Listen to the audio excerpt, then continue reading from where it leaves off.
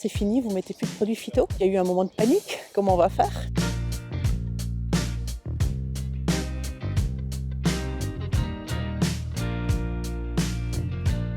Ça fait environ 15 ans qu'on accompagne les communes sur le zéro pesticide. D'abord par une réduction à la source des intrants, puis ensuite par la mise en place de plans de gestion différenciés pour un entretien plus écologique des espaces verts. Le but, c'est d'accompagner les communes pour mettre en place des techniques plus appropriées et qui soient adaptées au contexte de chaque commune. Mais on s'est rendu compte qu'elles avaient encore quelques difficultés d'entretien en ce qui concerne les cimetières et les terrains de sport.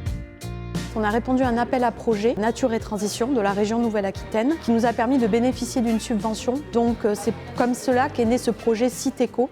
Nous sommes les animateurs de ce projet Site Éco, dans des cimetières et terrains de sport écologiques. L'intérêt, c'est nous, CIBA, de regrouper toutes les communes de notre syndicat, donc qui sont 12, pour des ateliers techniques. Comme vous le savez, on avait la loi de transition énergétique en 2015 qui a fait qu'on a dû passer en zéro phyto au sein des collectivités dans les espaces publics. À partir de 2022, pour ce qui concerne les terrains de sport par exemple, on ne peut plus utiliser de produits phytosanitaires pour leur entretien. L'intérêt, c'est vraiment le partage, l'échange de leurs expériences, de ce qui marche et de ce qui ne marche pas.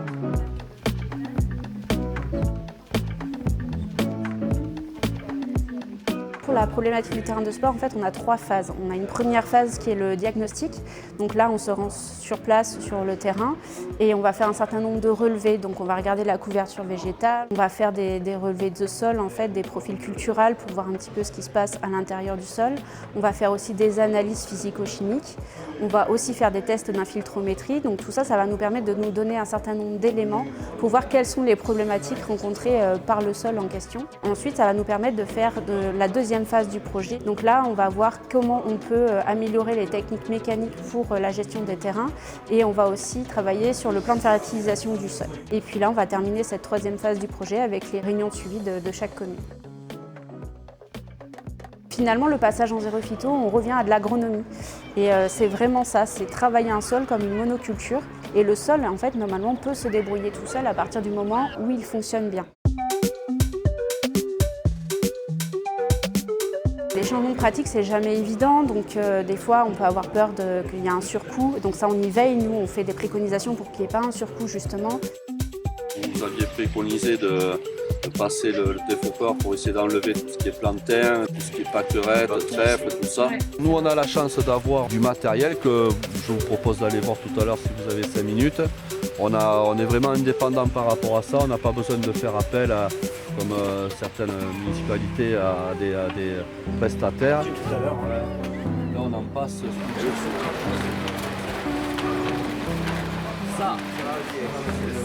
Ça a été relativement radical. On a dit à nos agents, c'est fini, vous mettez plus de produits phyto.